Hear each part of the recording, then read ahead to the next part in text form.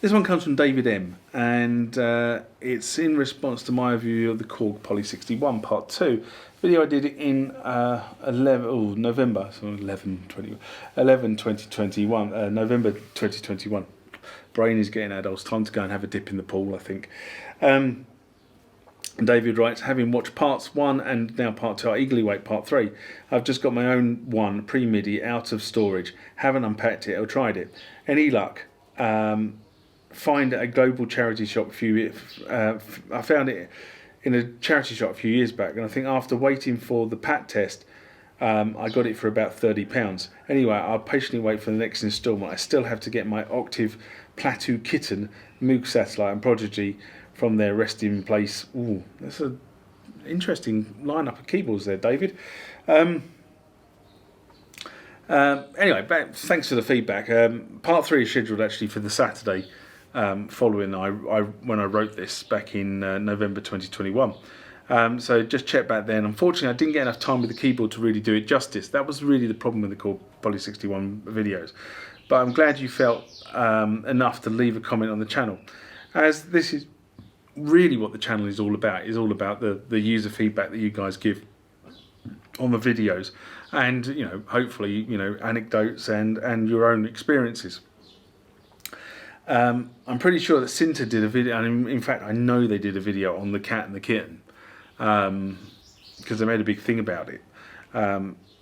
But they are some serious synths from the grand old synth old guard. Prog rockers that watch the channel would die for these. I know they would. I've got a guy who's really into prog rock who watches the channel, and sometimes he privately DMs me because he doesn't want his comments in public, and I can understand that. But yeah, he's got some synths, some really sort of serious prog rock type synths. The sort of things that takes you 3 years to actually set the sound up before you can play it. Anyway, hopefully, David, you can get these synths out of storage, put them back in your rig, and let your fingers do the talking.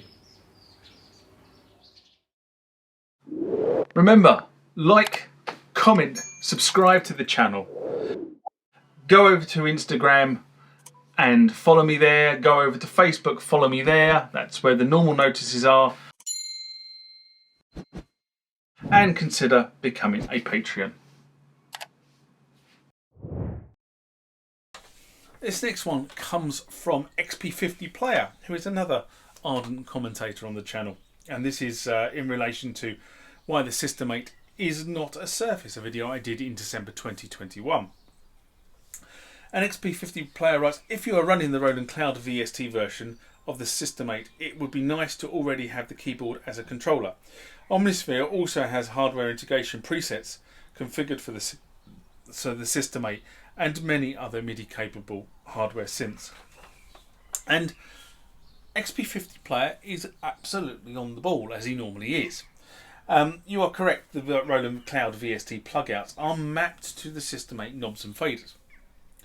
And in the mapping, that's on the cheat sheets provided by Roland. So it's a bit pointless trying to work it out, because certain knobs and settings are not in the places that you think they should be.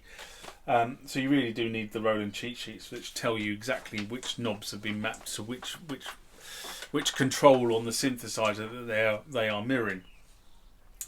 And this is in the setup when you're playing the plug out. I can accept the argument for it.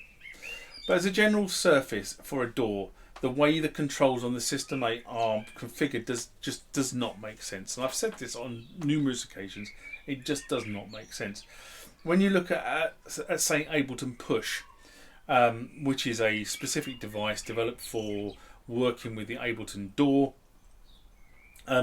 it is configured the way Ableton wants to work. It's configured to allow you to trigger short clips and segments, which is kind of the raison d'etre of where Ableton came from. It was this sort of making beats on the fly. Now, the DAW has developed since then, and it does more DAW stuff. But originally, it was more of this sort of segmentized, string the clips together in a certain sequence, and you get a song. In some cases, you don't get a song; you just get beats. But that's the way that push works. It's been designed specifically to work with Ableton. Or if you go and look at the M Audio Oxygen Pro, which is a group of faders or knobs that can be assigned to functions in the DAW. And they are generic faders and knobs that you can assign to functions. They don't have a purpose on the Oxygen, which at the end of the day is just purely a MIDI controller. The System-8 has controls that work for the synth, that has oscillators and VCFs and LFOs and envelopes and and the list goes on. That's how the System-8 has been designed. In actual fact, the System-8 is a really good synth in its own right. And these are mapped to the Roland Cloud VSTs. It's not a perfect one-to-one synergy because the synths it's trying to mirror or it's trying to map to don't necessarily have the same controls as the System-8. And therefore what Roland have had to do is say, well, if you want to use this control, then it's not a fader, it's this rotary control here, because that rotary control is not being used anywhere else on the Juno, for argument's sake, and therefore we're going to use that rotary control to control the fader that doesn't exist on the System-8. And of course, once you've mapped them, you can't really use them on the synth as when you change the start parameters in the map software. So what do I mean by that? So what I mean is that if you've got a control knob that's mapped, okay, whatever position that control knob is in is not the position it's in on the software. As soon as you touch the control surface, and depending on how you have what software you have and how you have it set up, you could automatically change the parameter. So rather than changing the parameter, a few points one or the other, you could actually change it from swinging from full on to full off, and not realise what you've done, or not realising how you want to change that back. It's quite a dramatic change in some instances, so you have to kind of be careful of that. And also switches, for argument's sake, it's the switch is in position 3, but on the map synthesizer, when you load the patch, the synth is in position 5.